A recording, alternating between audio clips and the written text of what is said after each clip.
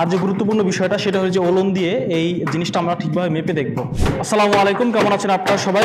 খেয়াল করুন, এখানে সিঁড়ি রড বাঁধাইয়ের কাজ চলতেছে। এখন এই সিঁড়ি রড বাঁধাইয়ের ক্ষেত্রে কি কি জিনিস আমরা খেয়াল করব। দেখুন, এই যে সিঁড়ির যে নিচের যে রডটা আছে সবার নিচে, যেটা মেইন রড আমরা ব্যবহার করি, সেই মেইন রডটা কিন্তু এইখানে এসে উপরে উপরে উঠে যাবে। তো এই জিনিসটা কিন্তু আমরা মাঝে মধ্যে দেখি যে ভুল করে। এখানে কিন্তু কাজটা ঠিক হয়েছে, এভাবে কিন্তু কাজ করব আমরা, যে এই নিচের রডটা এখানে এসে উপরে চলে যাবে। আর এই যে দেখেন, যে এখানে যে রডটা আছে এই রডটা কিন্তু আমরা মাঝে মধ্যে দেখি যে এই রড আর এই রডের মধ্যে ডিস্টেন্স কম থাকে। আমরা চেষ্টা করবো যে এই দুইটার মাঝখানে যাতে এই রডটা থাকে, এই যে রড। আর যে গুরুত্বপূর্ণ বিষয়টা সেটা হচ্ছে ওলন দিয়ে এই জিনিসটা আমরা ঠিকভাবে মেপে দেখব।